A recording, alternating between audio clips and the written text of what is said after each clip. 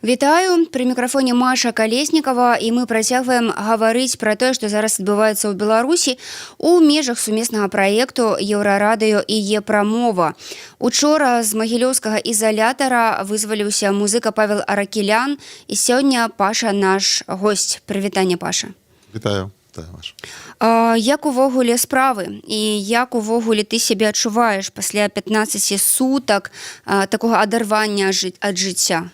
Прекрасно. Такі быў выдатны тур по санаторыям Беларусі з адпачынкам, знаёмства з цікавымі людзьмі, гэта выпаданне з інфармацыйнай прасторы, галавой таксама адпачываеш. Зараз просто быццам бы з Турцыі вярнуўся. Ну, але зусім нейкі ты не загарэлы, а такі іншага колеру. Крышачку чырванаваты, напэўна, ад колькасці чакаляда і рацыёна.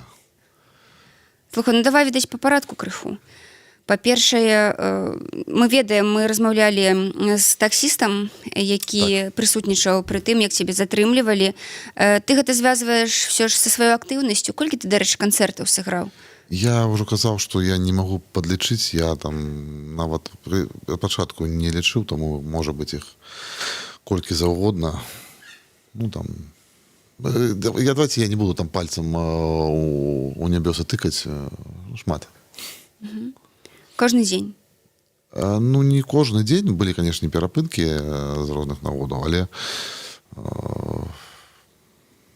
может быть, у сярэднім. Я реально не лічыў, я просто не понимаю сэнсу. Окей. Ты разумеў, што рана ці позна гэта можа скончыцца пастарункам? Я разумеў ад самага пастарункам? пачатку, калі там, я не памятаю, 13-14 жніўня мы паехалі граць па першых ланцужках салідарнасці.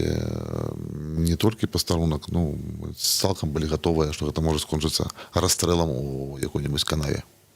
Слухай, ну гэта ўжо зусім жорстка, але ж гэта адбываецца, ну, таму да гэтага трэба быць гатовым. Але ці вось вазілі вы з сабой той самы набор вязняў? Набор ты з сабой не возіш, бо ўсё адно яго табе не даюць, яго проста апісваюць і рэчы проста пасля, як адседзеш, іх вернуць.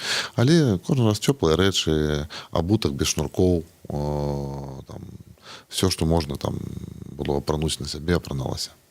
Цябе білі пры затрыманні? Не. Увогуле, як да цябе ставіліся, калі цябе затрымалі і прывезлі туды, куды трэба? Ведалі цябе ўвогуле? Ну, як мне сказалі мапоўцы, ну, тебе пашанцавала, што мы цябе ведаем, і ты наогул там нармальны мужик, але збочыў не на тую сцежку. Ось. Агулам, ну, не ведаю, у Раусе я ўжо там казаў, у Раусе там бегалі просто паглядзець, музыка прышпільна. У Раусе наогул там всем было, здаецца, по барабану, гэта было вельмі хуценька все аформілі. У цюрачках, пэўна, не, але, канешне, усе военнопленныя, военнополонныя, якія былі ўнутры, усе ведалі, усе добра ставіліся, але я зноў жа кажу, там палонныя былі там зорка на зорка і зоркай паганяе у кожную сваёй галіне, таму такі бомонт. Ну, сапраўды, можна так, падаецца, што можна адпачыць, так, у гэтым месцы, калі, ну, побач адзін бамонт. Слухай, што было для цябе самым цяжкім, калі ты патрапіў на Акрэсціна, а потым у Магілёў?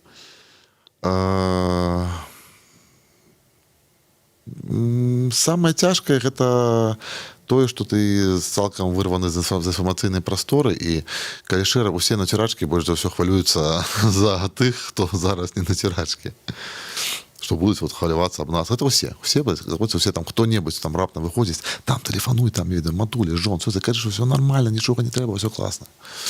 Вот это самае першае. Пасля кожная нядзеля, дзе бы вы не засталіся, уся камера нервова паліць, калі можа паліць, нервова на ўрочай колаці, там як наша, это пэўна ўжо бліжэй да 12, кагось бяруць, там 13, щось перакрываюць, там, ну, такое пачынаецца нерваванне за тых, хто на волі.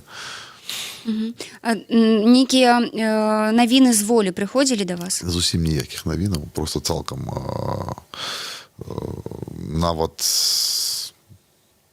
намёкаў у лістах не было, якія даходзілі, бо я так разумею, што там чыталі ўсё. Апошнія навіны, як я затрыманы ў суботу, апошнія навіны дайшлі з людзей, які былі затрыманы ў нядзелю, але гэта было тыпу, хлопцы, што збылося? вийшов з авто, там, вийшов з метро, взяли, пов'язали, затримали. Ось це апошні новини. І так що все, що більш-менш таке, на УЙО довідався учора увечері. Ну і як тобі навіны, тому што за гэтых 2 тыдні сапраўды адбылося вельмі шмат розных момантаў і страшныя моманты. Вельмі шмат страшных. Я не хацеў бы... Я яшчэ покуль цалкам адарвана ведаю так пунктырам, але ў мяне ёсць адчуванне, можа быць, мяне паправіць паважаныя гледачы, можа, ты мяне паправіш. А мне здавалася, што з такого моманту, як я прысеў, усё пайшло каціцца ў тартарары яшчэ хутчэй. Можа быць, гэта маё асабістае адчуванне, бо я толькі атрымаў гэта такі вось выцяжку гэтых, да, навінаў. Але мне покуль так, як пасля розуму паспрабаваў зарыентаваць там эканамічныя нейкія навіны і зноў там павялічыўся ўзровень маразма і ў тым ліку ўзровень жорсткасці, нават жорстокасці. Мне здаецца, все гэта паскараецца. Табе, як чалавеку, які займаецца сур'ёзна спортам, вось як было там у камеры? Ты, нейкім чынам там, не ведаю, адціскаўся, прысядаў, там фітнесам заражаў усіх астатніх, хто там быў? Не, я атрафіраваўся, мне здаецца, я скінуў больш за 10 кілаў за гэты час. А які сэнс займацца фітнесам, калі там харчуешся адной там кашай там по 3 лыжкі там 2 разы на дзень. Адзінае, што фітнес у нас быў такі, неяк нам стало сумна, бо мы ўжо прызвычаліся, нас такая крэпкая была, мы там пайшлі па 3 этапы за гэтыя 15 сотняў, пэўна, першыя, хто там ажно 3 этапы праходзіў. Таму, калі было зусім сумна, мы пачыналі адзін аднаго ставіць на расцяжку ў камеры, а пасля здымаць майткі і прасядаць. Ну, так. Натуральна, хвілін 15. Ну, как там быць у тонусе, бо ўжо прызвычайваешся да гэтага, трэба неяк. Калі цябе не шманаюць, не трымаюць на расцяжках, трэба самому неяк пастаяць на ёй. Паша, як там сітуацыя з каранавірусам? Таму што вельмі шмат людзей, якія выходзяць, распавядаюць, што вось літаральна там кожны другі, калі не кожны першы. Так. Ёсць паказальная фраза. Я не буду казаць, дзе і хто яе, бо валантэры моцна прасілі не устрымацца ад падрабязных каментароў па рэжыму ўстрымання, бо гэта все кепска ўплывае на тых, хто зараз сядзіць паўсюль. Але на фразу ці ёсць там скаргі на здароўе, адзін з хлапцоў падняў руку, сказаў, я кантактаваў у мінулай камеры з хворым на коронавірус, адказваў, ха-ха-ха, вы тут з іншымі кантактаваць не будзеце. Не ведаю, ці ва ўсіх коронавірус мы тэсты, канешне, не рабілі, хварэе уся цюрачка, проста ўсе умовы, гэта трэба падымаць гэтае пытанне. Па ўсім свеце ідзе страшэнная пандэмія. І што б не казалі, яна рэальна страшэнная, мы ўжо зараз бачым яе маштабы. Акупанты, якія зараз дзейснуюць сваю там уладу, спрабуюць насадзіць на Беларусі, робяць усё, гэта трэба да міжнароднага суполкі даносіць, робяць усё, каб вымерла большая частка насельніцтва. То бок яны проста выпускаюць вось гэтае, бо на цюрашкі плюс з паніжным імунітэтам посуд не мыецца, усе ядзяць з аднаго посуду, усе сядзяць у перапоўненых камерах, там на 5 чалавек можа сядзець 10-15. Не вентылюемыя памяшканні, ніякіх прагулак. Нічога гэтага няма, то бок і трэба разумець, што гэта чарговы крок да паўнавартаснага генацыду. Як можам, нават гэта выкарыстоўваюць. Я лічу, што гэта робіцца спецом. Ось такім чынам. Таму не ведаю, наколькі рэальна гэтая хваля там цяжка, але мы ведаем, што людзі паміраюць і паміраюць у досыць, з такімі тэмпамі, якімі можна было б пазбегнуць. І гэта вось такое двухтвар'е. З аднаго боку абавязковы масачны рэжым, з іншага боку з цюрашкі штотыднёва сотнямі выпускаюцца людзі, праходзяць яны за гэты месяцы там тысячамі, десяткамі тысяч прайшлі. Кожны з іх будзе чымсьці хварэць.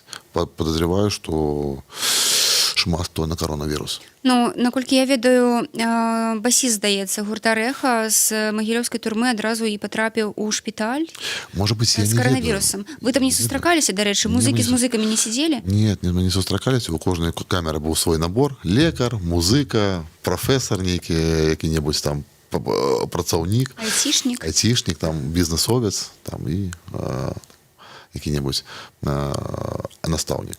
Вось не сустракаліся, мы нават ад'ехалі, калі б я ведаў, што там Андрусь, я б з задавальненнем застаўся. Пачакай. Яго таксама сустрэць, але мы гэта ўжо там за кіламетраў там 40-50 ад Магілева ўжо даведаліся, што Андрусь таксама там. Слухай, вось чым цябе асабіста загартавала гэтая сітуацыя? Ці можна ўвогуле казаць, што яна неяк загартоўвае, калі вось чалавек, мірны чалавек, які грае музыку, раптам патрапляе вось у нейкія такія дзіўныя месцы? На Беларусі кожны чалавек, чым бы ён не займаўся, ён нават можа быць прадстаўніком дзейснай тэрарыстычнай групоўкі, але як толькі ён збочыў на адзін крок бока, я гэтай гісторыі чуў нават у цірачках. Але вось супрацоўнік, які вось ён сёння супрацоўнік зранку, а сёння ўвечары ён ужо на цірачкі пабіты. Гэта гісторыя я чуў, сам не бачыў. Можа аказацца ў такіх умовах, і мы бачым з 9 жніўня, што кожны чалавек можа быць закатаваны да смерці, можа быць расстраляны, можа быць забіты, можа быць рэпрэсаваны усімі дасяжнымі і вядомымі нам метадамі. Гэта ўсё адбывалася, прэцэдэнты былі. Таму не лічу, што чалавек, які грае музыку, нейкі іншы. Гэта такі ж чалавек, як любы грамадзянін Беларусі, і зараз любы грамадзянін Беларусі ні да чога не застрахаваны. Паша, што з сінтэзатарам? Там жа на судзе, здаецца, збіраліся яго спачатку арыштаваць. Спачатку на яго арышт наклалі, а потым на сябе, да? Так. Дык што, як там справы з сінтэзатарам? Я яшчэ не ведаю. Мне здаецца, трэба аплаціць усе ўтрыманні, сабраць гэтай спраўкі, пасля ехаць забіраць сінтэзатар, можа быць, заязджаць па другім коле адразу, бо гэта у нас таксама зараз моцна крэпка практыкуецца. Паглядзім, зараз проста яшчэ час не саспеў, нават у мяне ніводнай паперы на руках пакуль яшчэ няма. Першае, калі ты выйшаў з-за кратаў, што табе хацелася зрабіць? Навіны. Што адбываецца? Бок нават не папаліць? Гэта можна быць паралельна, але ўжо столькі пацярпеў яшчэ навіны. Ці ўсё працягваецца, што адбываецца? Асноўнае, бо ўсё адно трэба ў жыццё гэта неяк уцягвацца, каб рабіць якія правільныя крокі, найбольш дзейсныя. А слухай, вось за той час, пакуль вы сядзелі, так, музыкі, ў прынцыпе, многія спынілі сваю тую актыўнасць, якая была, таму што гэта сапраўды стала небяспечным. Вось, і зараз ужо з'яўляюцца новыя фарматы, калі, напрыклад, недзе музыкі збіраюцца, граюць, і людзі проста глядзяць гэта онлайн, нават калі не дазваляюць там, наколькі я ведаю, у нейкім двары сабрацца і глядзець там канцэрт онлайн на нейкім экране, то тады проста ўсе сядзяць па сваіх хатах альбо там недзе дома. Як ты лічыш, вось, ці варта ўсё ж аднаўляць гэтыя гульні ў дварах, ігры ў дварах, у сэнсе канцэрты ў дварах, ці ўсё ж зараз больш слушна гэта, калі там пасядзець пакуль дома і аддыхацца? Я лічу, што ў любым выпадку зараз адбываецца перафарматаванне пратэсту і нават культурнага жыцця з розных нагод, у тым ліку. Дарэчы, я вось чым вельмі ўсцешаны, мяне ўзялі роўна на апошнім канцэрце, які я планаваў зайграць. Я яго зайграў, мяне ўзялі. То бок я зрабіў усё, што планаваў. Так. Я планаваў яшчэ і раней скончылі, калі пачалі пакаваць музыкаў. Я за стану здароўя і надвор'я быў вымушаны спыніцца, але тады я вырашыў працягнуць яшчэ на тыдзень, каб паказаць, што нас не напугаць, нас не сламіць, мы не ўйдём з уліц гарадоў. І вось апошні канцэрт быў, калі я зразумеў, што ўжо ўсё, больше я зайграць просто не змагу в гэтым фармаце. І якраз пасля яго ўзялі, таму мне было норм. Все перафарматоўваецца, трэба шукаць іншае выйсце, трэба разумець, што гэта не адное, што адбываецца. Людзей шмат. Мы спрабуем як мага бліжэй быць да свайго слухача-гледача, да свайго народу. Трэба разумець, што ізноў жа рызыкі ёсць паўсюль, што бы ты не рабіў. Таму раптам дазволяць іншыя умовы. Двары, ўсё адно запакуюць, калі захочуць. Гэта такая справа, я лічу, выпадковасці. То бок ты можаш, я магу зараз выйсці, а там перакрыта паўгорада, і мяне проста пад кач возьмуць. Я лепей таму зайграю на вуліцы, калі гэта будзе дазваляць зрабіць больш-менш якасна і ў стане. А кожны хай прымае рашэнне за сябе. Я лічу, што зараз все адно кожны робіць што можа. І з цюрачкі я выйшаў яшчэ больш зараджаны. Вы не знаеце, я проста стомленая, але выйшаў яшчэ больш зараджаны, чым сядаў. Бо, канешне, тое, што там адбываецца, тыя людзі, якія там знаходзяцца, гэта вельмі моцна матывуе. Вельмі моцна матывуе і упэўненасць. А яшчэ не толькі упэўненасць, людзі яшчэ разумнейшыя за цябе. Там нават не упэўненасць, там нават проста фактамі яны табе даводзяць тэрміны, як гэта будзе адбывацца. Бок нават так, абмяркоўваеце там рэальна будучыню Беларусі. Ёсць такі момант, насамрэч, я таксама змяніў некалькі хат, некалькі цюрачак. Паўсюль нам заязджалі новыя людзі, і рэальна яны абмяркоўваюць, там нейкія лекцыі чытаюць, абмяркоўваюць новыя строі, фарматы. Так выйшла, што, канешне, калі я трапіў у сваю асноўную хату, я, як чалавек, мабыць, празмерна харызматычны, празмерна такі, я просто усю хату зацягнуў на свой узровень, таму 90% часу мы правялі у гістэрыцы, калі хтосьці хадзіў какаць у прыбіральню. Это было самое веселое. Реально это было там усе там профессора, лекари, там все просто гістерики ходили, ну ніяк. А мяне гэта ўсё жыццё весяліла, таму, конечно, у нас была, напэўна, одна з самых бесполезных хат. Але на астатніх людзі заязджалі, ну реально заязджалі там з багажом нейкім, з ведаў новых фарматаў. Нават я пачуў, як можна перафарматаваць там гэтае міністэрства, там гэтую сферу, і ты чуеш, людзі адэкватна кажуць. Таму, выбачайце, я, конечно, з'еў 15 сотняў у нармальных людзей, але на адной хаце таму, але, можа, по другому колу заедзем, я ўжо буду неяк там... Больш прыслухоўвацца, так? Насамрэч, не, але, Слухай, ты ведаеш, што за гэтых 15 дзён змяніўся нават міністр культуры? Не ведаю, а якая розніца? У сэнсе, змяніўся на каго? На іншага міністра культуры? На іншага міністра культуры, але самае цікавае, што гэты новы міністр культуры не мае ніякага дачынення да культуры. Як, у прынцыпе, зараз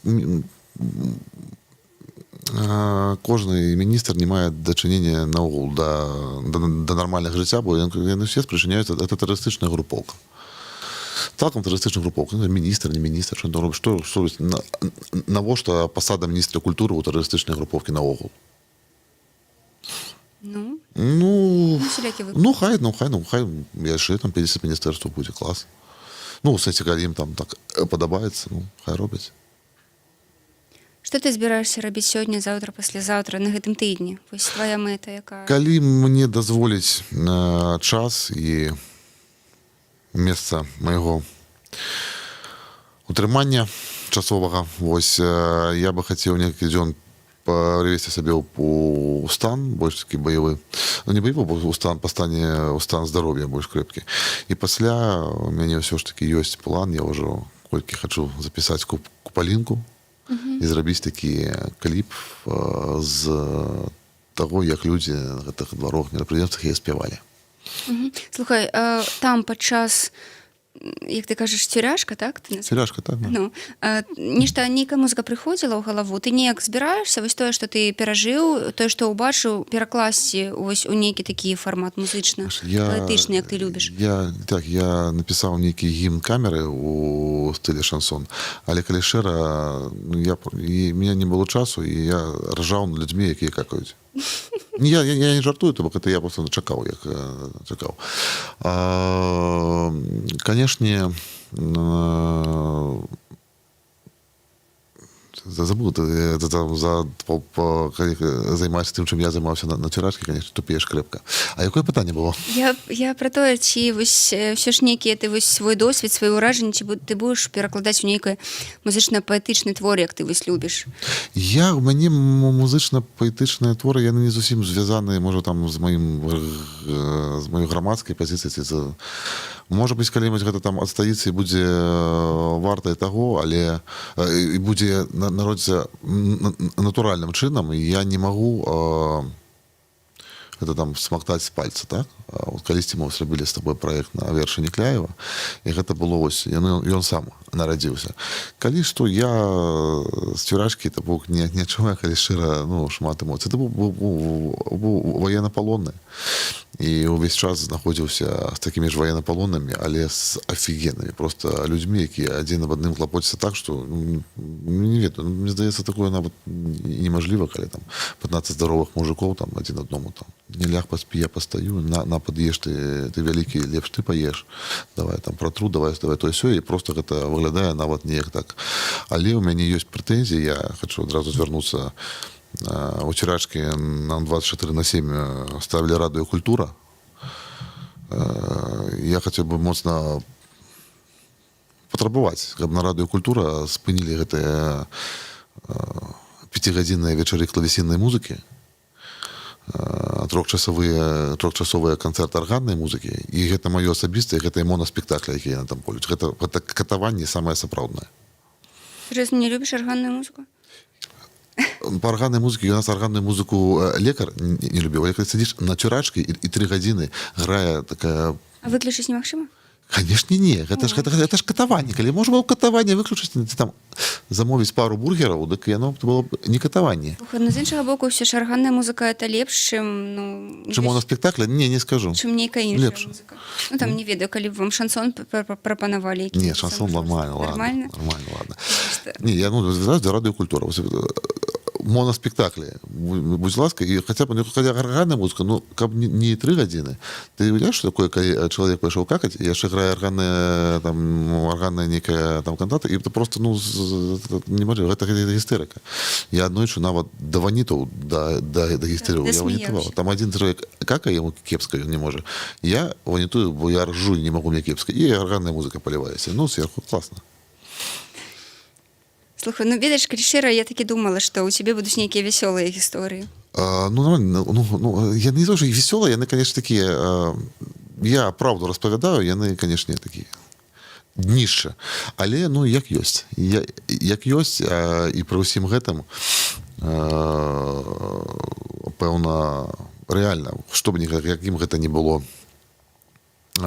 шаблонам, колер нацыі, ты просто, ну, заязджаеш там, і там на кожнай хаце ёсць лекары, які табе з зубных шчотак і там ложкай ад сканворда зробіць там карсет для зламанага рэбра.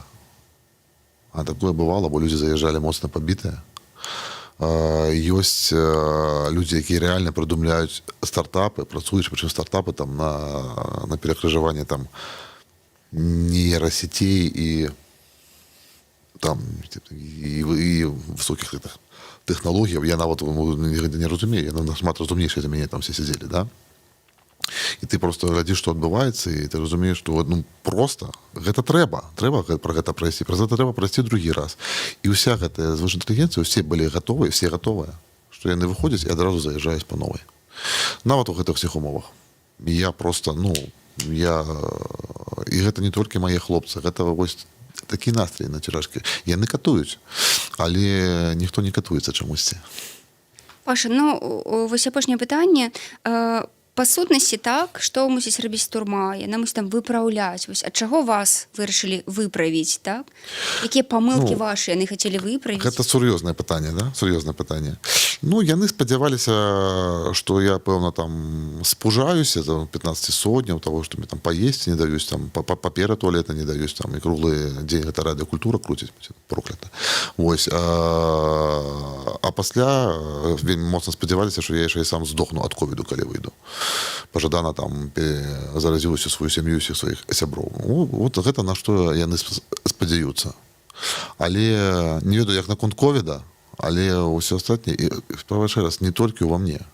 Мы, можа, там прызвычаліся, я там нейкае бравіраваў гэтым ўжо не першы месяц, не першы год. Але людзі, якія казалі, якія, здаецца бы, яны не вінны былі ператрываць гэтых умоваў, яны проста як стойкія лавяныя салдатікі. І ніводнага піску, ніводнага разу за 15 сотняў я не пачуў, і надо было не ідти, а может быть. Ніводнага разу. Калі садзіць у твоей камеры, прафесар, выбітны лекар, вядучы айцішнік адной з там распрацоўчых кантор, і все кажуць, ну, класна, што мы зараз сядзім, бо мы займаем месца людзей, якія, можа быць, сядзець было б цяжка. Па стане здароўя, чаго. Таму добра, што мы сядзім. Паша, дзякуй вялікі. Дзякуй. Я нагадаю, што сёння з Паўлам Аракелянам, джазменам, вядомым музыкам, які граў дваровыя канцэрты, граў, а потым ўсё ж Даіграўся, да. 7 лістапада гэта было, даіграўся, і вось адседзеў 15 сотняў і ў Акрэсціна, і ў Магілёве, і ў Жодзіна, то бок цэлае турнэ зрабіў па ізалятарах. Вось з Паўлам мы сёння пагутарылі пра тое, як сядзелася і якія высновы ён зрабіў, уласна кажучы, з гэтага ўсяго. І вельмі важна, зараз, паколькі ўсе цюрячкі запоўнены палітычнымі, невялічкі лайфхак для людзей. А калі вы заходзіце на свежую хату, вы палітычны перваход, рыхтуйцеся адказваць на такія загадкі, як перад табой там 2 буса, у адным амапаўцы, у другім УВшнікі, у які сам сядзеш, у які маць пасадзіш, ці вілкай в глаз, ці на мітинг раз. Тому рыхтуйцеся, зараз пашла такая хваля, не дайце сябе. А дзе пачытаць, як правільна адказваць? У мяне на Фейсбуку. Ага. Добра. Такім чынам, гэта была размова ў межах сумеснага праекту «Е-прамова» і «Еўрарадыё». Маша Калеснікава для вас сёння працавала, Павел Аракелян быў у гасцях. Беражыце сябе.